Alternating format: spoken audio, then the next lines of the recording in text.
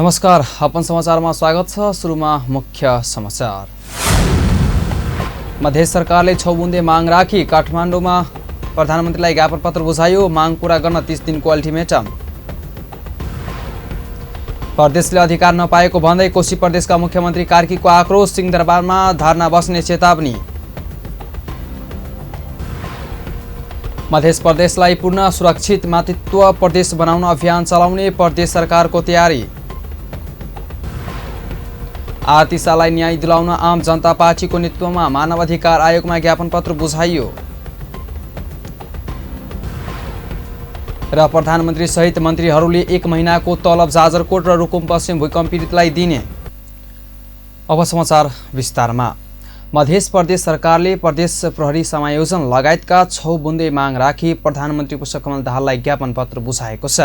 बिहिबार प्रधानमन्त्री तथा मन्त्री परिषदको कार्यालय सिंहदरबारमा पुगे र मध्य प्रदेशका मुख्यमन्त्री सरोज कुमार यादव सहितको टोलीले ध्यानकर्षण पत्र बुझाएको हो।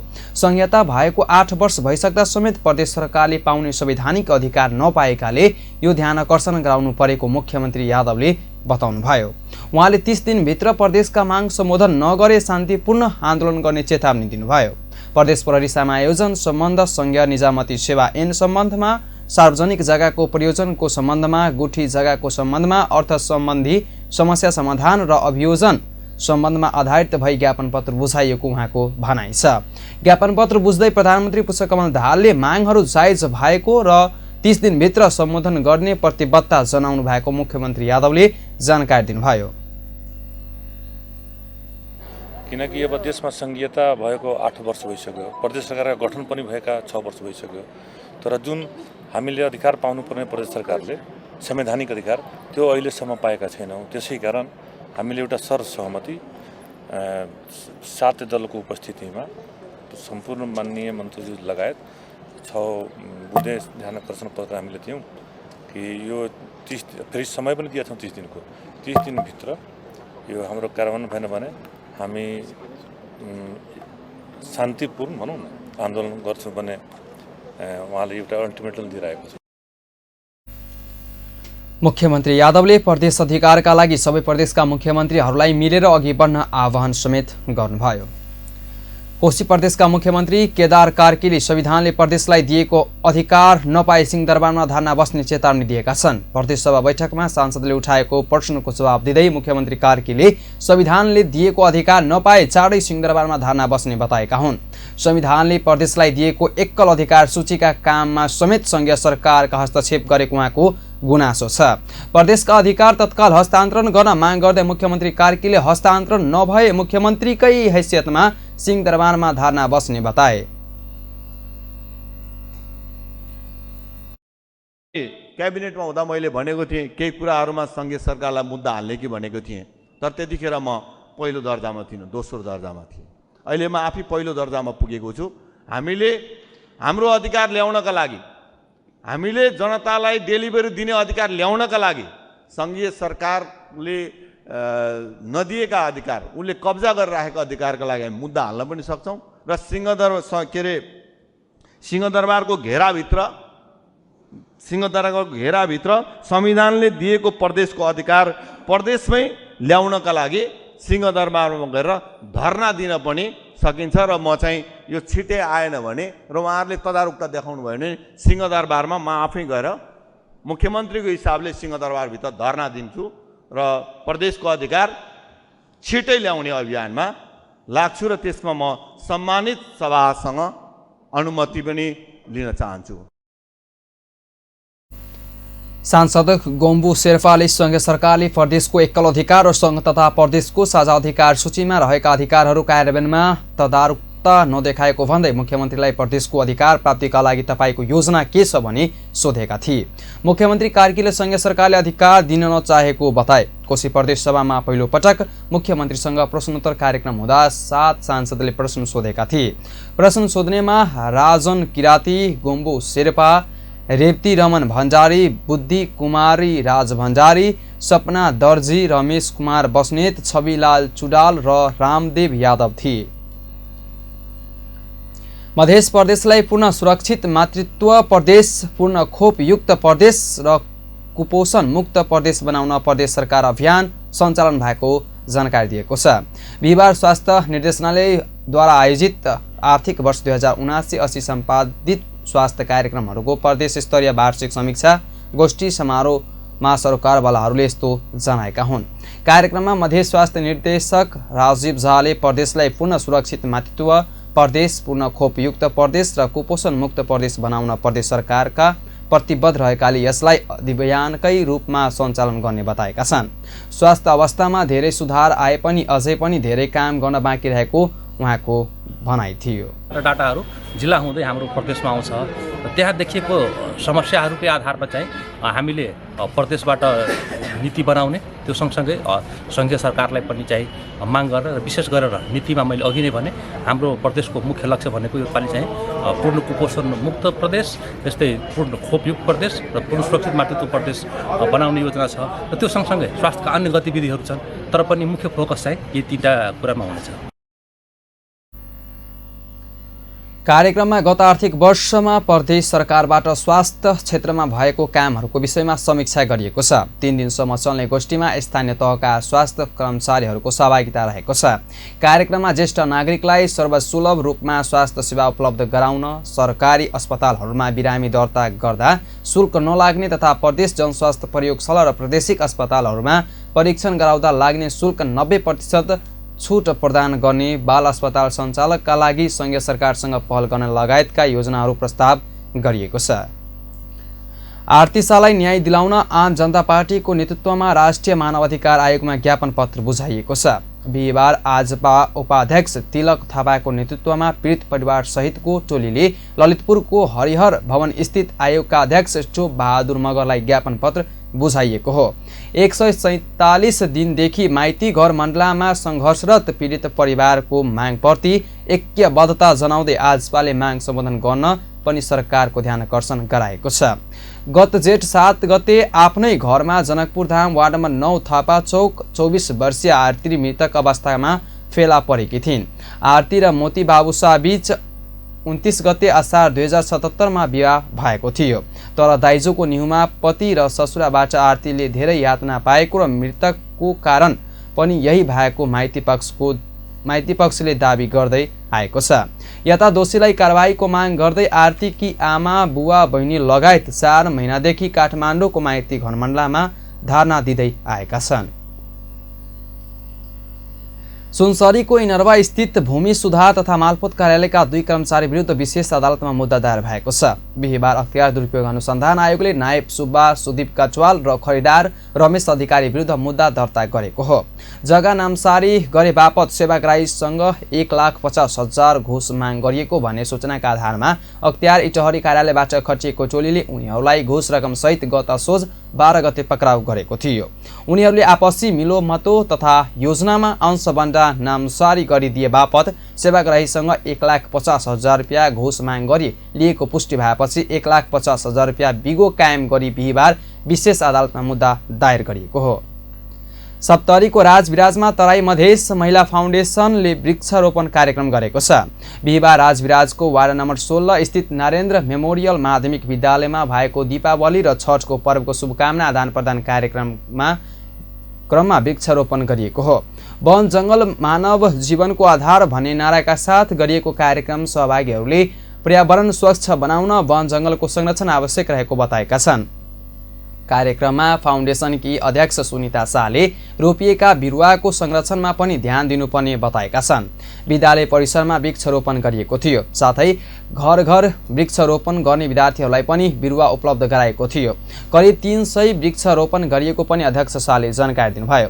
कार्यक्रममा नरेन्द्र मेमोरियल माध्यमिक विद्यालयका प्रधानाध्यापक रामानन्द सुनरैत यादव, शिक्षकहरू भोगीलाल शाह, उमेश यादव तथा समाजसेवी दिपेश यादव लगायत सहभागी भएका थिए। सरकारले प्रधानमन्त्री सहित मन्त्रीहरूको 1 महिनाको तलब जाजरकोट र रुकुम पश्चिमका भूकम्प पीडितलाई दिने निर्णय गरेको छ। बिहिबार प्रधानमन्त्री तथा मन्त्री परिषदको कार्यालय सिंहदरबारमा बसेको मन्त्री परिषद बैठकले उक्त निर्णय गरेको सञ्चार तथा सूचना प्राविधि मन्त्री रेखा शर्माले जानकारी दिनुभएको छ। उहाँले इन्धनमा लगाउँदै आएको पूर्वाधार शुल्क मध्ये 5 रुपियाँ प्रति लिटर बुढी गण्डकी जलविद्युतीय आयोजनाका लागि उपलब्ध गराउने व्यवस्था गर्न निर्णय गरेको जानकारी समेत दिनुभयो। मन्त्री शर्माले नेपाल सरकारले नेपाल विद्युत प्राधिकरण मार्फत कर्णाली चिसापानी जलविद्युत आयोजनाको अध्ययन अघि बढाउने पनि जानकारी दिनुभयो। सरकारले मोरङको विराटनगर, काठमाडौँ मूलपानी र चितवनको भरतपुर क्रिकेट रङशालालाई राष्ट्रिय गौरव आयोजनाको रूपमा अघि बढाउन व्यवस्था मिलाउने निर्णय गरेको समेत जानकारी दिनुभयो। त्यस्तै निजगढ अन्तर्राष्ट्रिय विमानस्थलको निर्माणका सम्बन्धमा सुझाव दिन गठित विज्ञ समूहको प्रतिवेदन कार्यान्वयनका लागि सांस्कृतिक पर्यटन तथा नागरिक उड्डयन मन्त्रालयलाई निर्देशन दिने निर्णय गरेको मन्त्री शर्माले जानकारी दिनुभयो। मन्त्री लगायत मन्त्री परिषदका सबै सदस्यहरूले भूकम्प पीडितहरूका लागि 1 महिनाको पारिश्रमिक दिने भन्ने निर्णय भएको छ।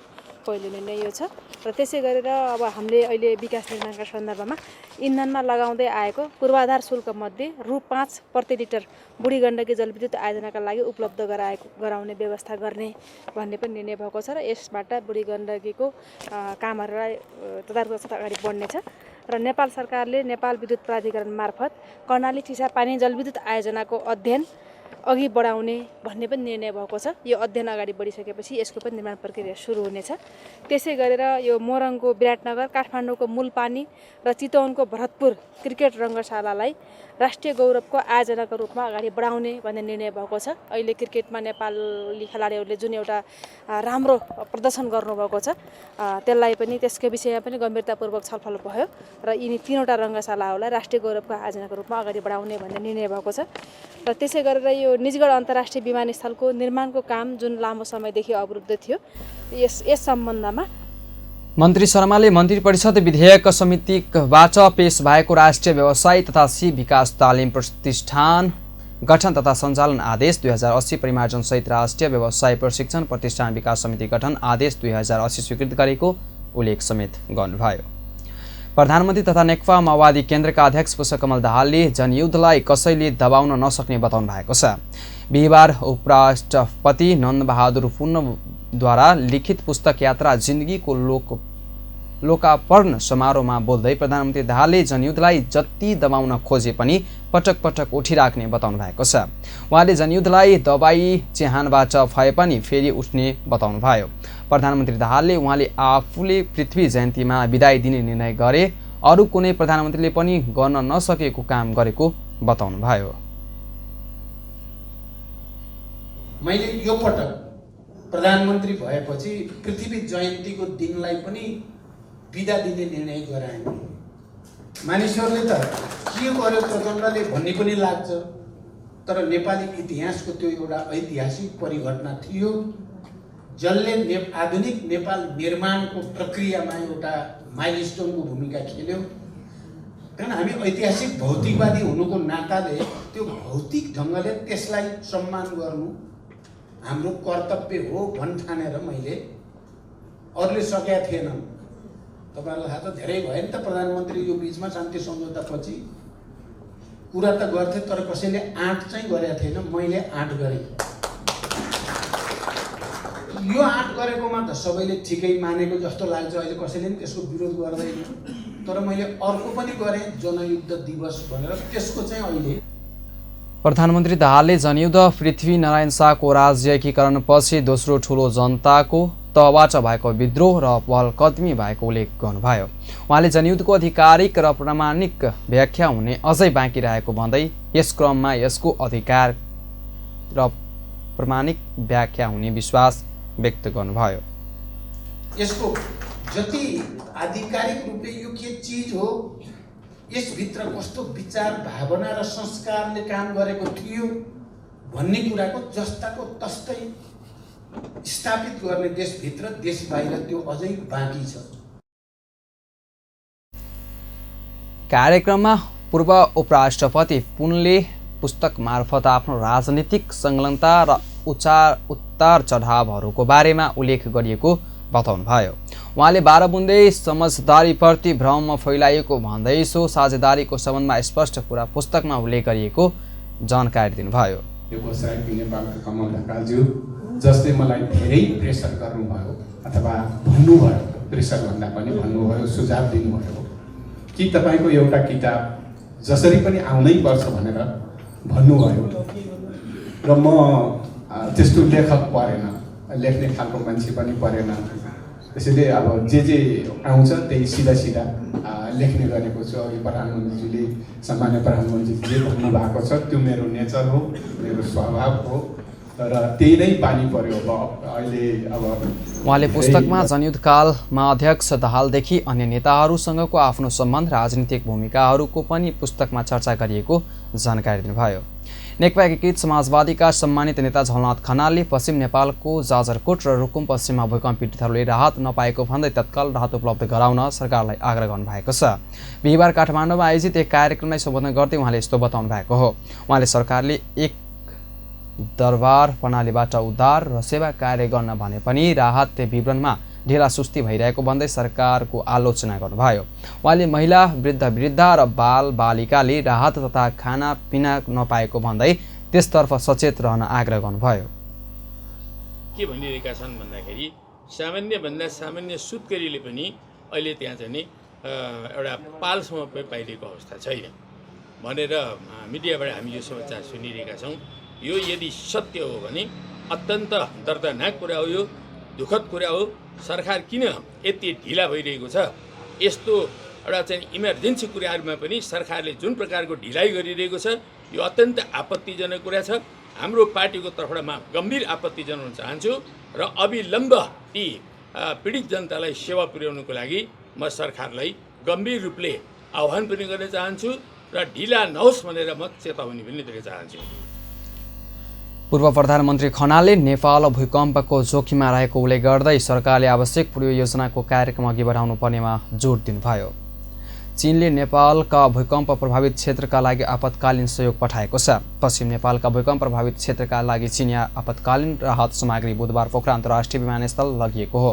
50 लाख RMB युवान 6,90,000 अमेरिकी डलर मूल्यका 600 कम्पास टेन्ट र 4,600 कम्बल लिएर 2वटा चिनिया कार्गो विमान विमानस्थल अवतरण गरेका थिए। हस्तान्तरण समारोहमा नेपालका उप प्रधान तथा गृहमन्त्री नारायण काजी श्रेष्ठ र नेपालका लागि चिनिया राजदूत चेन सोङको उपस्थिति थियो। श्रेष्ठले नेपालको आर्थिक विकासमा चीनले सधैँ सहयोग गरेको र 2015 को भूकम्प र कोभिड-19 महामारी जस्ता सङ्कट र आवश्यकताको समयमा सहयोग गरेको उल्लेख गर्नुभयो। चेन सोङले राहत सामग्रीले मानव जातिको साझा भविष्यसहितको समुदाय निर्माण गर्न चीनको प्रतिबद्धता प्रतीक भएको जानकारी दिनुभयो। नेपाल भ्रमणमा रहनुभएका चिनिया कम्युनिस्ट पार्टीको तिब्बत स्वायत्त क्षेत्रका सचिव वाङ छुङछेङले राष्ट्रिय सभा अध्यक्ष गणेश प्रसाद तिमल्सासँग भेटवार्ता गर्नुभएको छ। सचिव छुङछेङले बिहिबार सिंहदरबार स्थित राष्ट्रिय सभा अध्यक्ष तिमल्साको कार्यकक्षमा पुगेर भेटवार्ता गर्नुभएको हो। भेटमा उहाँसहित भ्रमण दलका सदस्यहरू नेपालका लागि चिनिया राजदूत छन सोङ समेत रहनुभएको थियो। भेटवार्तापछि सञ्चारकर्मीहरूसँग कुराकानी गर्दै अध्यक्ष तिमल्साले सचिव छुङछेङले प्रधानमन्त्री पुष्पकमल दाहाल प्रचण्डको चीन भ्रमणको बेला भएका सम्झौता र समझदारीहरूलाई कार्यान्वयनको वातावरण बनाउन आफू नेपाल भ्रमण आएको बताउनु भएको जानकारी दिनुभयो। सचिव सामान्यतः चीनमा पार्टी सचिव भनेको त्यो प्रान्तको प्रदेशको मुख्य मान्छे हो, सरकारकै प्रमुख मानिन्छ। उहाँको नेपाल भ्रमण दुई देशको एउटा सद्भावना भ्रमण पनि हो र उहाँले आफैले भन्नुभयो कि प्रधानमन्त्रीको चीन भ्रमणको बेलामा भएका हाम्रा समझदारी सम्झौताहरूलाई कार्यान्वयन गराउने कुरामा हामी अगाडि बढ्नको लागि त्यसको वातावरण बनाउनमा आएको भनेर भन्नुभयो। द्विपक्षीय सम्बन्ध, आर्थिक विकास, नाकाहरू सञ्चालन गर्ने, व्यापारलाई भेटवार्ताका क्रममा दुई देशको हवाई सेवालाई नियमित गराउँदै लहासा र चीनका विभिन्न सहरहरूमा पोखराबाट सिधै हवाई उडान गर्ने विषयमा पनि कुराकानी भएको अध्यक्ष तिमल्साले जानकारी दिनुभयो। अर्थमन्त्री डाक्टर प्रकाश महतले एसियन मुलुकमा बैङ्कको सिइओहरूलाई नेपालको जलविद्युतीय क्षेत्रमा लगानी गर्न आग्रह गर्नुभएको छ। बिहिबार काठमाडौँमा भएको 39औं एसियन बैङ्कर्स एसोसिएसनको जनरल मिटिङ एन्ड कन्फरेन्सलाई सम्बोधन गर्दै अर्थमन्त्री महतले यस्तो बताउनु भएको हो। उहाँले नेपालको जलविद्युतीय क्षेत्रमा लगानी गरेर सरकारले पुनः सहयोग गर्ने प्रतिबद्धता जनाउनु भयो। अर्थमन्त्री महतले अर्थतन्त्रका सबै क्षेत्रलाई कार्यान्वयन रहित बनाउँदै सन् 2045 भित्र विशुद्ध शून्य कार्बन उत्सर्जन पुग्ने लक्ष्य रहेको बताउनुभयो। Coming up with one big project in eastern Nepal and ADB's also supporting another big hydropower in eastern sector, which is reservoir project. And there is increasing interest in investment in hydropower sector in Nepal because it is green, and now the green is the way to go forward. So from this perspective, as you are the major banking representation from Asian region, the financing is one of the important. अर्थमन्त्री महतले corona महामारीका कारण विश्व अर्थतन्त्रले ठूलो चुनौती भोगिरहेको बताउनुभयो। उहाँले विदेशी वित्तीय संस्थाले नेपालमा लगानी गर्दा थप प्रभावकारी भएको देखिएको भन्दै सरकारले डिजिटल फाइनेन्सिङमा महत्त्वपूर्ण सहयोग गर्ने बताउनुभयो। उहाँले डिजिटल ब्याङ्किङसँगको विश्वसनीयता र सुरक्षा महत्त्वपूर्ण रहेको बताउनुभयो। नेपाल राष्ट्र बैंकका गभर्नर महाप्रसाद अधिकारीले अर्थतन्त्रमा बाह्य र आन्तरिक क्षेत्र सकारात्मक रहेको बताउनु भएको छ। बिहिबार काठमाडौँमा भएको 39औं एसियन बैंकर्स एसोसिएसनको जनरल मिटिङ एन्ड कन्फरेन्सलाई सम्बोधन गर्दै उहाँले यस्तो बताउनु भएको हो।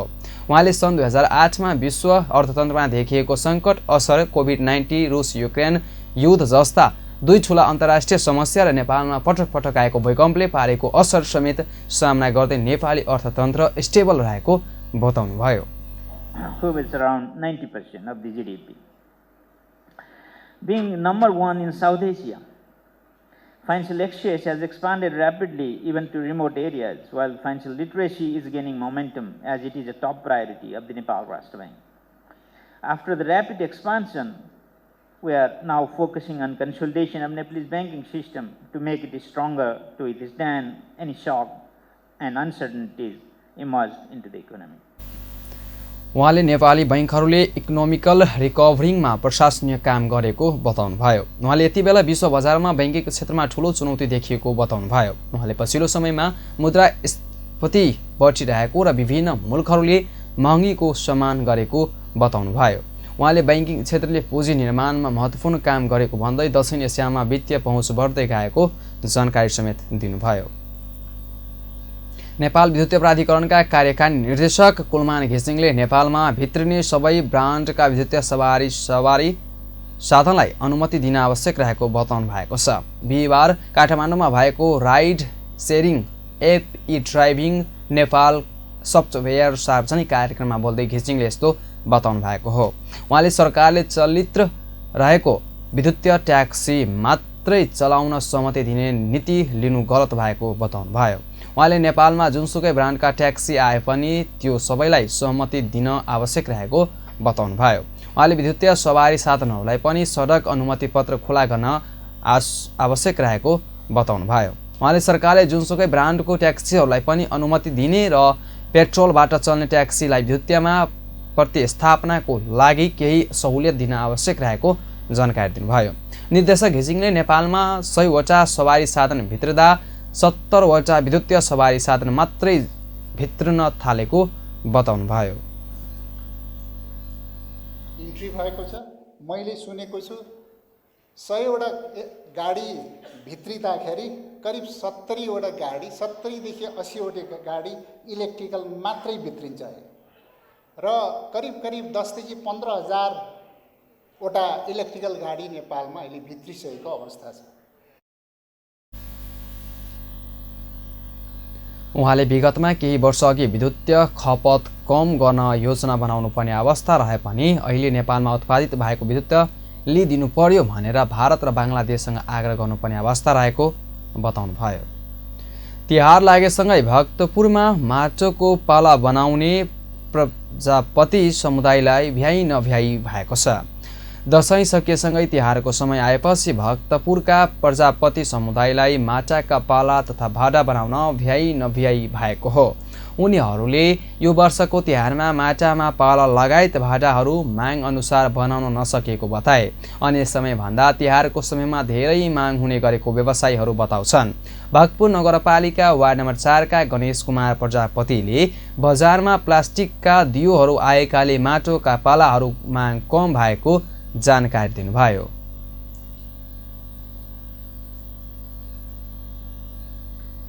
चाहिँ पहिलाभन्दा अलिअलि ठिकै छ पहिला यो हाम्रो यो प्लास्टिकको बत्तीहरू त्यस्तो नआइदिएको भए हाम्रो झन् डिमान्डहरू अलिकति झन् धेरै बढ्थ्यो हामीलाई, त्यसले गर्दा अलिकति असर भएको छ। यो हाम्रो रेट चाहिँ यो सानो डियोको 2 रुपियाँ हो, योभन्दा ठुलो हाम्रो 4-5 थरीको डियो हुन्छ। यो 2 रुपियाँ भयो, योभन्दा ठुलो 6-7 रुपियाँ, त्योभन्दा 10 रुपियाँ अनि 17-18 रुपियाँ जान्छ। त्यो 4-5 थरीको डियो हुन्छ हाम्रो। अनि हाम्रो मेन समस्या भने माटोको समस्या हो। माटो किन्नुपर्छ हामीले। पहिला हामीले माटो किन्नु पर्दैन, अहिले माटो किन्नुपर्छ। पहिला हाम्रो यहाँ तलजु भवानीले गर्दा उहाँले चाहिँ माटो मिलाइदिनुहुन्छ, अहिले चाहिँ हामीले माटो चाहिँ किन्नुपर्छ। हामीले माटो किन्न नपरेको भने हामीलाई धेरै सजिलो हुन्थ्यो। भक्तपुरका प्रजापति समुदायले बनाएको माटोको पाला उपत्यका तथा बाहिरी निकै परिचित छन्। मौलिक परिचयका कारण उपत्यका बाहिर सिन्धुपाल्चोक, पोखरा, काभ्रे, धरान लगायत विभिन्न जिल्लाबाट समेत भक्तपुरसम्म पाला किन्ने आउने गरेका छन्। माटोको पाला लक्ष्मी पूजाको दिन धेरै प्रयोग हुने गर्छ। इजरायल हमास द्वन्द्व जारी रहेपछि स्थानीयहरू ठाउँ छोडेर पलायन हुन थालेका छन्। उनीहरू गाजाबाट आफ्ना सन्तानहरू लिएर आवश्यक सामग्री बोकेर पलायन हुन थालेका हुन्। उनीहरू उत्तरी गाजाबाट भागेर दक्षिणी भागमा जान थालेको स्थानीय सञ्चारकर्मीहरूले जनाएका छन्।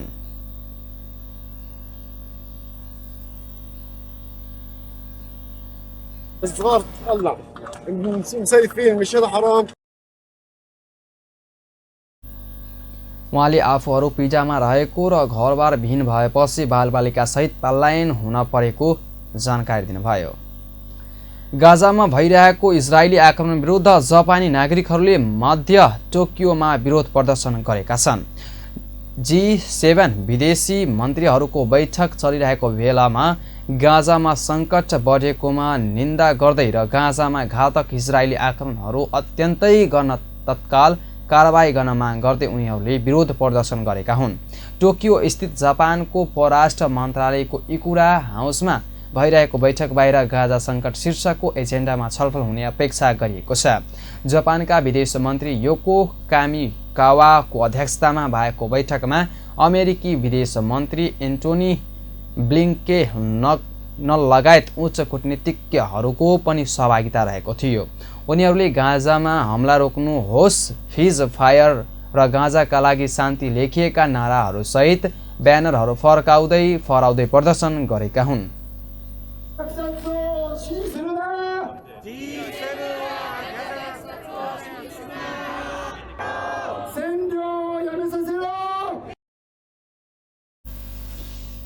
उनीहरूले G7 इजरायलप्रति अमेरिकी नीतिहरूको समर्थनमा एकजुट भए तिनीहरू यस युद्धमा सहभागी हुने ठहरिने आरोप लगाए। अन्त्यमा मुख्य समाचार एकपटक फेरि। मधेस सरकारले 6 बुँदे माग राखे, प्रधानमन्त्रीलाई ज्ञापन पत्र बुझायो, माग पूरा गर्न 30 दिने अल्टिमेटम। प्रदेशले अधिकार नपाएको भन्दै कोशी प्रदेशका मुख्यमन्त्री कार्कीको आक्रोश, सिंहदरबारमा धरना बस्ने चेतावनी। मधेस प्रदेशलाई पूर्ण सुरक्षित मातृत्व प्रदेश बनाउन अभियान चलाउने प्रदेश सरकारको तयारी। आरती शाहलाई न्याय दिलाउन आम जनता पार्टीको नेतृत्वमा मानवाधिकार आयोगमा ज्ञापन पत्र बुझाइयो। र प्रधानमन्त्री सहित मन्त्रीहरूले 1 महिनाको तलब जाजरकोट र रुकुम पश्चिमका भूकम्प पीडितलाई दिने। हस्त अहिलेलाई यतिकै। पल खबर तेज नजर अप्पान टेलिभिजन। नमस्कार।